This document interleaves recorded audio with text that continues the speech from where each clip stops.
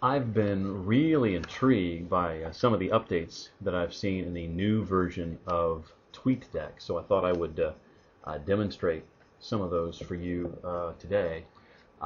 First of all, if you've never used TweetDeck, what you're seeing here is one of the great things about TweetDeck and Seismic and other third-party Twitter applications is that they allow you to create a series of columns. In the case of TweetDeck, columns kind of scroll across the screen here. We'll use this bar here at the bottom to do that. And the way you populate it, some of the new buttons up here at the top, if you've seen it before, you know what I mean, allow you to do just that. You can start with the Twitter icon, and there you'll see various searches I have done in the past. They're all saved there. I can delete those if I want to, but if I want to create a column featuring one of those searches, I can just click any one of these phrases you see here or names, and that will instantly create a column. Here's some columns or some groups over here that are already in play.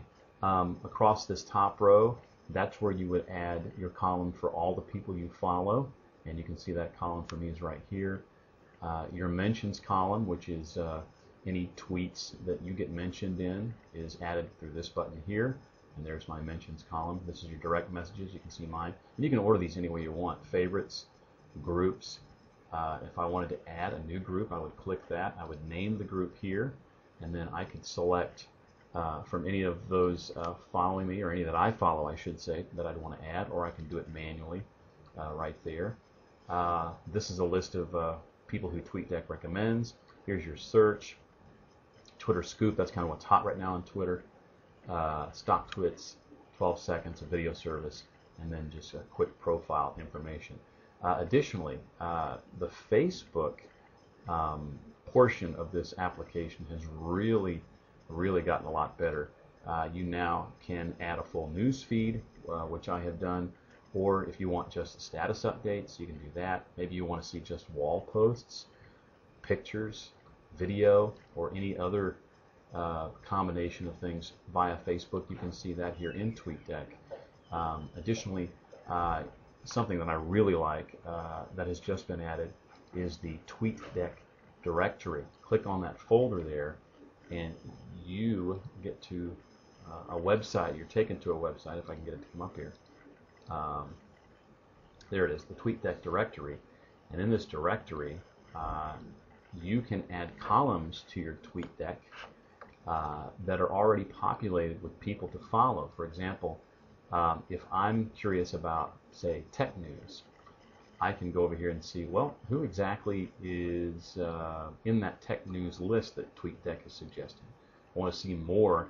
I can see a whole list of people. Now, the cool part is if I go to add that column, a little bubble pops up eventually.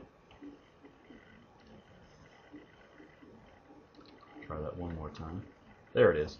And if you notice, there's this advanced button over here. First of all, it asks you, well, which account would you like to add this to? I have 4 Twitter accounts that I monitor. It's giving me a choice of which account to add this new group to. I want to add it to my main account. If you click the advanced button, well, what the advanced button allows you to do is it again shows you everybody who's in that group. The grayed out ones here, like Mashable, TechCrunch, TechMimi, or people that I'm already following. But then here I can add or unadd anybody I want to. And another cool thing is this little information button. You can highlight that and see more information about any one of these folks. Now I'm going to hit Save Group, and that's going to add that group, import that group to my Twitter stack here. And it takes just a second depending on the size of the group. And once it finishes, loading the tweets now, blah, blah, blah. I can have the option to share it if I want to.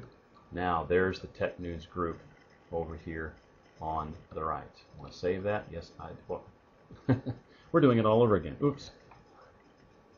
I should have just X'd out of that. But at any rate, you get the idea. You can add a group quite easily, a predetermined list from TweetDeck.